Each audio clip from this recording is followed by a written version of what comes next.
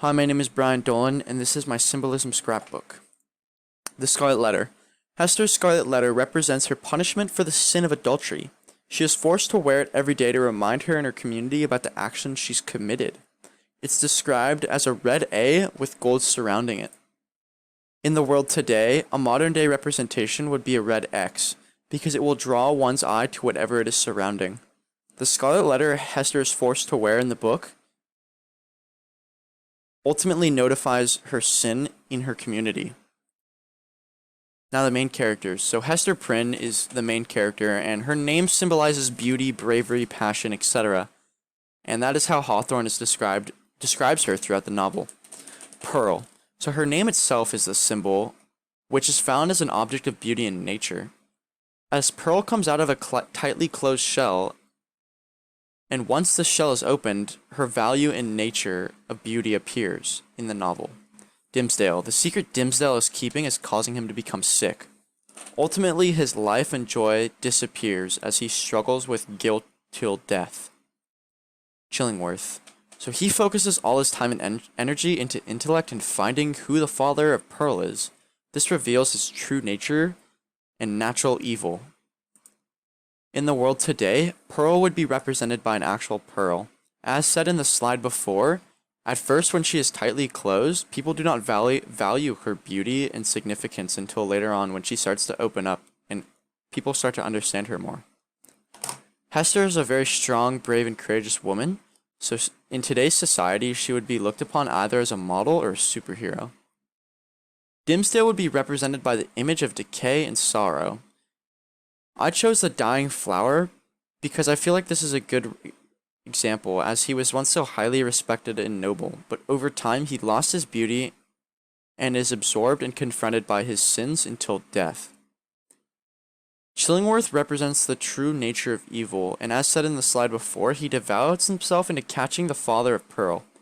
I would represent him as a gun for his natural evil intentions. Bright light and white. So Hawthorne uses light and symbols that represent brightness to describe happiness and joy. So he writes in a more positive tone towards things when the setting or place is described as bright, warm, sunny, etc.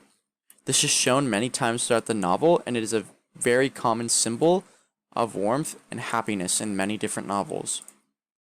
So in today's society, we might see this represented as a smile.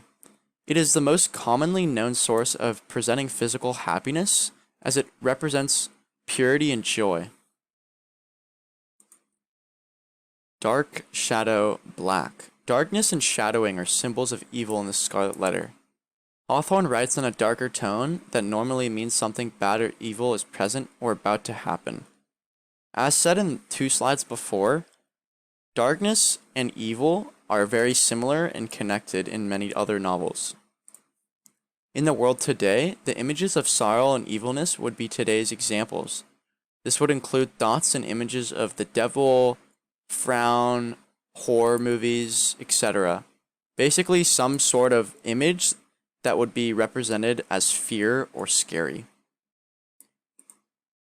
Nature. So Hawthorne uses nature a lot in his writing when it comes to symbolism.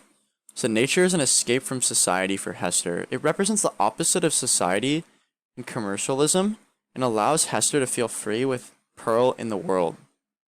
This is very similar to the light and warmth, as many connect nature and warmth to be very similar. So in the world today, the idea of nature then in the past is very similar. It is portrayed as a way for many people to escape society and feel more free within themselves. This is also shown throughout the novel and in many other novels. The town/civilization. The town in civilization represents purity and also harsh punishment. The town in civilization punish Hester and put her up for display because of her sins. Hester tries to escape from this society and is ultimately freed from it and embraces it. In the world today, I think a school or classroom would be a good example of this. Many kids and students are in a similar position to Hester, where they feel misplaced in class. Also, school has had a very direct set of rules that can be considered harsh and very punishable to students who don't follow the rules. Connected to Hester's community, many students feel left out or feel like they don't belong in a classroom. And by breaking very limited rules or very strict rules, they can be easily punished for it. And these are my sources. Thanks for watching.